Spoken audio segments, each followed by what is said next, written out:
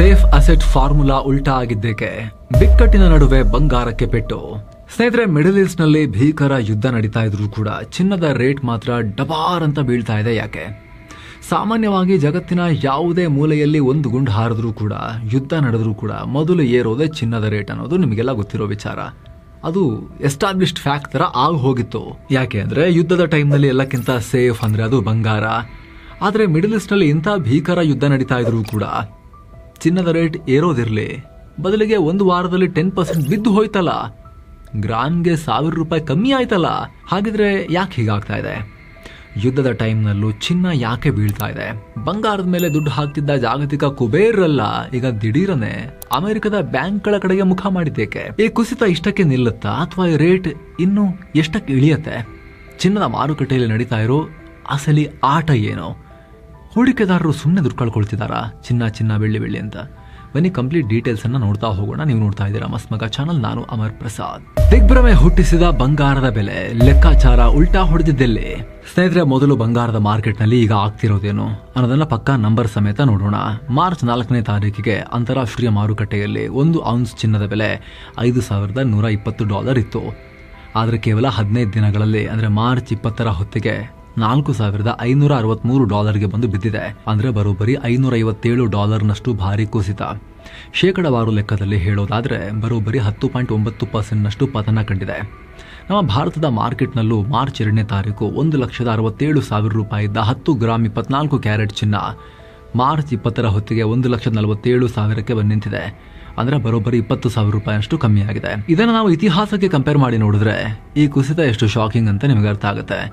October 2023ರಲ್ಲಿ Gaza ಯುದ್ಧ ಶುರುವಾದಾಗ ಕೇವಲ ಒಂದೇ ವಾರದಲ್ಲಿ ಚಿನ್ನದ ಬೆಲೆ 5.2% ರೈಸ್ ಆಗಿತ್ತು. ಗಾಜಾ ಸಣ್ಣದೊಂದು ಪಟ್ಟಿ ಅದು. ಆ ಯುದ್ಧಕ್ಕೆನೆ ಔನ್ಸ್ಗೆ $1,000 ಜಾಸ್ತಿ ಆಗಿತ್ತು. ರಷ್ಯಾ ಯುಕ್ರೇನ್ ಯುದ್ಧ ಶುರುವಾದಾಗ್ಲೂ ಅಷ್ಟೇ ಬಂಗಾರದ ಬೆಲೆ 4% ಜಂಪ್ ಆಗಿತ್ತು.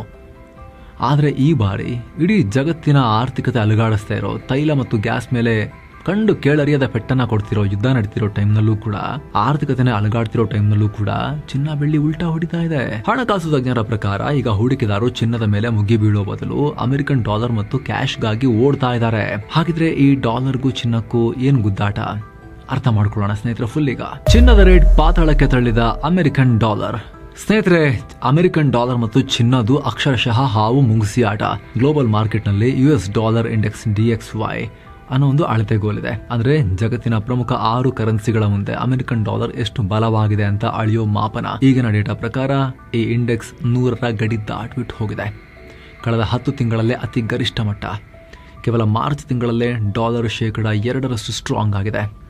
ಯುದ್ಧ ನಡೀತಿರೋ ಟೈಮ್ನಲ್ಲಿ ಯಾವಾಗ ಡಾಲರ್ ಸ್ಟ್ರಾಂಗ್ ಆಗುತ್ತೋ ಆಗ ಜಗತ್ತಿನ ಇತರ ರಾಷ್ಟ್ರಗಳಿಗೆ ಚಿನ್ನ ಖರೀದಿ ಮಾಡೋದು ದುಬಾರಿ ಆಗ್ಬಿಡುತ್ತೆ. ಯಾಕಂದ್ರೆ ಅಂತಾರಾಷ್ಟ್ರೀಯ ಮಟ್ಟದಲ್ಲಿ ಚಿನ್ನವನ್ನು ಡಾಲರ್ನಲ್ಲೇ ಖರೀದಿ ಮಾಡಬೇಕು. ಉದಾಹರಣೆಗೆ ಡಾಲರ್ ಸ್ಟ್ರಾಂಗ್ ಆದಾಗ ನಮ್ಮ ರೂಪಾಯಿ ಮೌಲ್ಯ ಕುಸಿಯತ್ತಲ್ವಾ, ಆಗ ಅದೇ ಪ್ರಮಾಣದ ಚಿನ್ನ ಕೊಳ್ಳೋಕೆ ನಾವು ಹೆಚ್ಚು ರೂಪಾಯಿ ಕೊಡಬೇಕಾಗುತ್ತಲ್ವಾ. ಇದರಿಂದ ಆಟೋಮ್ಯಾಟಿಕಲಿ ಭಾರತ, ಚೀನಾ, ಯುರೋಪ್ನಂಥ ರಾಷ್ಟ್ರಗಳಲ್ಲಿ ಚಿನ್ನದ ಡಿಮಾಂಡ್ ಸ್ವಲ್ಪ ಡೌನ್ ಆಗುತ್ತೆ. ಇದು ಬಂಗಾರದ ಬೆಲೆ ಇಳಿಯೋಕೆ ಮೊದಲನೇ ಮೇನ್ ರೀಸನ್. ಸ್ನೇಹಿತರೆ, ಇದರಲ್ಲಿ ಮುಂದುವರಿಯೋಕೆ ಮುನ್ನ ಚಿನ್ನ ಬೆಳ್ಳಿಗಿಂತಲೂ ಅನಿಶ್ಚಿತ ಅಥವಾ ಅನ್ಸರ್ಟನ್ ಯಾವ್ದು ಹೇಳಿ? ಮನುಷ್ಯನ ಆರೋಗ್ಯ ಮತ್ತು ಜೀವನ. ಸೊ ಏನ್ ಮಾಡ್ಬೇಕು? ಅದಕ್ಕೆ ನಾವು ತುಂಬಾ ಏನ್ ಮಾಡೋಕ್ಕಾಗಲ್ಲ. ಒಳ್ಳೆ ಜೀವನ ಶೈಲಿಯನ್ನ ರೂಢಿಸ್ಕೊಂಡು ಹೆಲ್ದಿ ಆಗಿರೋಕೆ ಪ್ರಯತ್ನ ಪಡಬೇಕು. ಜೊತೆಗೆ ಹೆಲ್ತ್ ಇನ್ಶೂರೆನ್ಸ್ ಮಾಡಿಸ್ಕೋಬೇಕು. ಅಪ್ಪಿತಪ್ಪಿ ಏನಾದ್ರು ಹುಷಾರು ತಪ್ಪಿದ್ರೆ ಹಾಸ್ಪಿಟಲ್ ಬಿಲ್ ನಮ್ಮನ್ನ ದಿವಾಳಿ ಮಾಡಬಾರ್ದು ಅಂತ ಹೇಳಿದ್ರೆ ತಿಂಗಳಿಗೆ $500-600 ಸ್ನೇಹಿತರೆ, ಅಂದ್ರೆ ವರ್ಷಕ್ಕೊಂದು $6,000-7,000 10 ಲಕ್ಷ ರೂಪಾಯಿ ಕವರೇಜ್ ಕೊಡುವಂತಹ ಹೆಲ್ತ್ ಇನ್ಶೂರೆನ್ಸ್ ನ ಮಾಡಿಸ್ಬೋದು. ಅವಾಗ ಹುಷಾರು ತಪ್ಪಿ ಹಾಸ್ಪಿಟಲ್ ಸೇರೋ ಪರಿಸ್ಥಿತಿ ಬಂತು ಅಂದ್ರೆ, ಅಪಘಾತ ಆಯ್ತು ಅಂತ ಹೇಳಿದ್ರೆ ಹಾಸ್ಪಿಟಲ್ ಬಿಲ್ ನಿಮ್ಮನ್ನ, ನಿಮ್ಮ ಫ್ಯಾಮಿಲಿಯನ್ನ ದಿವಾಳಿ ಮಾಡಲ್ಲ. ಯಾಕಂದ್ರೆ ಅಪ್ ಟು 10 lakh rupees ತನಕ ನಿಮಗೆ ಇನ್ಶೂರೆನ್ಸ್ ನ ಕವರೇಜ್ ಇರುತ್ತೆ. ಇನ್ಶೂರೆನ್ಸ್ ಕಂಪನಿ ಅದನ್ನ ಪೇ ಮಾಡುತ್ತೆ. ಜೊತೆಗೆ ದುಡಿತಾ ಇರೋ ಪ್ರತಿಯೊಬ್ಬ ವ್ಯಕ್ತಿ ಫ್ಯಾಮಿಲಿಗೋಸ್ಕರ ಮಾಡಿಸಬೇಕಾಗಿರೋದು ಟರ್ಮ್ ಇನ್ಶೂರೆನ್ಸ್. $400-500 1 ಕೋಟಿ ರೂಪಾಯಿನ ಕವರೇಜ್ ಇರೋ ಟರ್ಮ್ ಪ್ಯೂರ್ ಪ್ಲಾನ್ಗಳಿದಾವೆ. ಅವಾಗ ಏನಾಗುತ್ತೆ, ಅಪ್ಪಿತಪ್ಪಿ ಫ್ಯಾಮಿಲಿ ದುಡಿಯೋ ವ್ಯಕ್ತಿಯನ್ನ ಕಳ್ಕೊಂಡ್ರೆ ಆ ಅಮೌಂಟ್ ಲಂಸಮ್ ಆಗಿ ಫ್ಯಾಮಿಲಿಗೆ ಸಿಗುತ್ತೆ. ಅವರ ಆರ್ಥಿಕವಾಗಿ ಅವರ ಜೀವನ ಸೆಕ್ಯೂರ್ ಆಗಿರುತ್ತೆ. ಈಗ GST 2ಕ್ಕೂ 0 ಆಗಿದೆ ಟರ್ಮ್ ಅಂಡ್ ಹೆಲ್ತ್ಗೆ. ಜೊತೆಗೆ ಆನ್ಲೈನ್ ಡಿಸ್ಕೌಂಟ್ ಕೂಡ ಇದೆ. ಯಾರೆಲ್ಲ ಇನ್ನೂ ಮಾಡಿಸಿಲ್ಲ, ಮಾಡಿಸೋ ಆಸಕ್ತಿ ಇದ್ರೆ ಡಿಸ್ಕ್ರಿಪ್ಷನ್ ಮತ್ತು ಪಿನ್ ಮಾಡಿರೋ ಕಾಮೆಂಟ್ ಅನ್ನ ಮಿಸ್ ಇಲ್ಲದೆ ಚೆಕ್ ಮಾಡಿ. ಬನ್ನೀಗ ಮತ್ತೆ ಕಂಟಿನ್ಯೂ ಮಾಡೋಣ ಸ್ಟೋರಿಯಲ್ಲಿ. ಬಡ್ಡಿ ಇಲ್ಲದ ಬಂಗಾರ, ದುಡ್ಡು ತರೋ American bond. Yes, next point, ಹೂಡಿಕೆದಾರರ ಕ್ಯಾಶ್ ಈಸ್ ಕಿಂಗ್ ಅನ್ನೋ ಮೈಂಡ್ ಸೆಟ್. ಜೊತೆಗೆ ಅಮೆರಿಕದ ಟ್ರೆಜರಿ ಬಾಂಡ್ಗಳು. ಇದನ್ನು ಬಹಳ ಸಿಂಪಲ್ ಆಗಿ ಅರ್ಥ ಮಾಡಿಸ್ತೀವಿ ನಾವು ನಿಮಗೀಗ.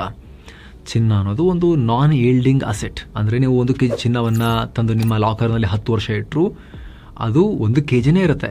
ಚಿನ್ನ 1 kg 100 ಗ್ರಾಮ್ 1 kg 200 ಗ್ರಾಮ್ ಅಂತೇಳಿ ಗ್ಯಾರಂಟಿಡ್ ಆಗಿ ಅದರ ತೂಕ ಜಾಸ್ತಿ ಆಗ್ತಾ ಹೋಗಲ್ಲ. ಅದು ತನ್ನಷ್ಟಕ್ಕೆ ತಾನು ಇಂಟ್ರಿನ್ಸಿಕಲಿ ₹1 ಕೂಡ ಹುಟ್ಟಿಸಲ್ಲ. ಅದನ್ನು ಮಾರಿದಾಗ ತಗೊಳ್ಳೋರಿದ್ರೆ ಹೆಚ್ಚಿನ ಬೆಲೆಗೆ ಆವಾಗ ಅದಕ್ಕೆ ಬರುತ್ತೆ, ಜಾಸ್ತಿ ಬೆಲೆ ಬರುತ್ತೆ. ಇಲ್ಲ ಗ್ರಾಚಾರ ಕೆಟ್ಟು ನೀವು ಮಾರೋ ಟೈಮ್ನಲ್ಲಿ ಚಿನ್ನದ ರೇಟ್ ಬಿದ್ದಿತ್ತು ಅಂದರೆ ಲಾಸಿಗೂ ಮಾರಬೇಕಾಗತ್ತೆ. ಎಕ್ಸ್ಟ್ರಾ ಗೋಲ್ಡನ್ನು ಹುಟ್ಟಿಸಿರಲ್ಲ ಆ ಗೋಲ್ಡ್. ಆದರೆ ಅಮೆರಿಕದ ಬಾಂಡ್ ಮೇಲಿನ ಹೂಡಿಕೆ ಹಾಗಲ್ಲ.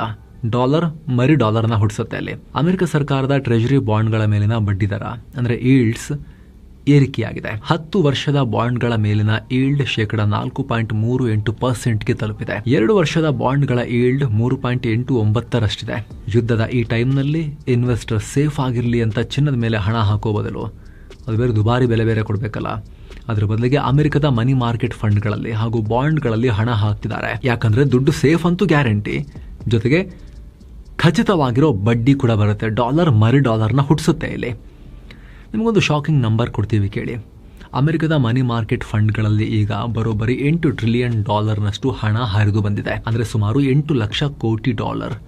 ಇದು ಇತಿಹಾಸದಲ್ಲೇ ಅತಿ ದೊಡ್ಡ ರೆಕಾರ್ಡ್. ಕೇವಲ ಒಂದೇ ವಾರದಲ್ಲಿ $32 ಬಿಲಿಯನ್ ಅಧಿಕ ಹಣ ಈ ಫಂಡ್ಗಳಿಗೆ ಜಮೆ ಆಗಿದೆ. ಅಂದ್ರೆ ಚಿನ್ನದ ಮೇಲಿನ ಮೋಹ ಬಿಟ್ಟು ಜಗತ್ತಿನ ಶ್ರೀಮಂತರೆಲ್ಲ ಕ್ಯಾಶ್ ಮತ್ತು ಬಾಂಡ್ಗಳ ಹಿಂದೆ ಬಿದ್ದಿದ್ದಾರೆ. ನೀವಿಲ್ಲಿ ಕೇಳ್ಬೋದು 4.8%, ಅದೇನದು ಬಹಳ ದೊಡ್ಡ ರಿಟರ್ನ್ ಅದು. ನಮ್ಮಲ್ಲಿ FD 6% 7% ಕೊಡ್ತಾರೆ ಅಂತ ನೀವು ಅನ್ಕೋಬಹುದು. ಇದು ರೂಪಾಯಿಲಿ ಕೊಡೋದು.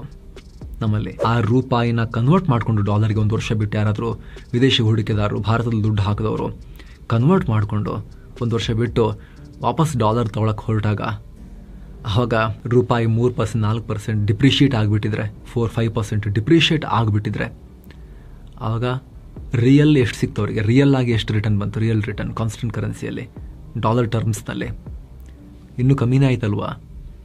4%ಗಿಂತನೂ 2-3% ಹೋಗ್ಬಿಡುತ್ತಲ್ವಾ.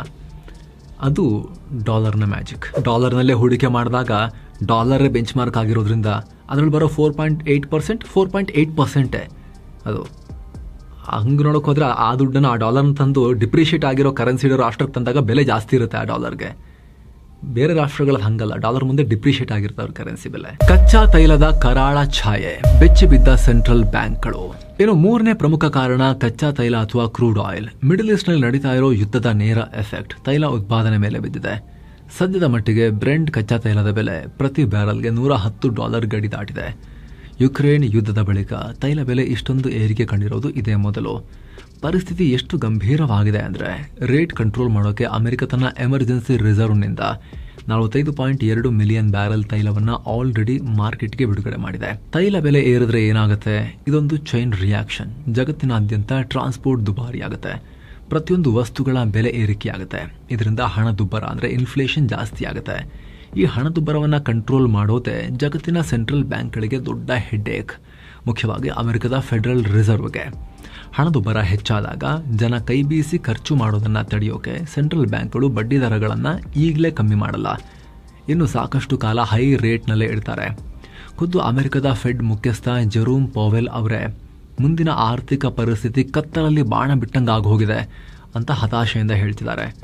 ಹಣದುಬ್ಬರವೇ ನಮ್ಮ ಮುಂದಿರೋ ದೊಡ್ಡ ಚಾಲೆಂಜ್ ಅಂತ ಹೇಳ್ತಿದ್ದಾರೆ. ಅಮೆರಿಕದಲ್ಲಿ ಬಡ್ಡಿ ದರ ಜಾಸ್ತಿ ಇದ್ದಷ್ಟು ಚಿನ್ನದ ರೇಟ್ ಪಾತಾಳಕ್ಕೆ ಕುಸಿಯುತ್ತೆ. ಇದು ಎಕನಾಮಿಕ್ಸ್ ನ basic rule. Profit booking game, ಬಂಗಾರ ಮಾರಾಟಕ್ಕಿಟ್ಟ ಕುಬೇರರು.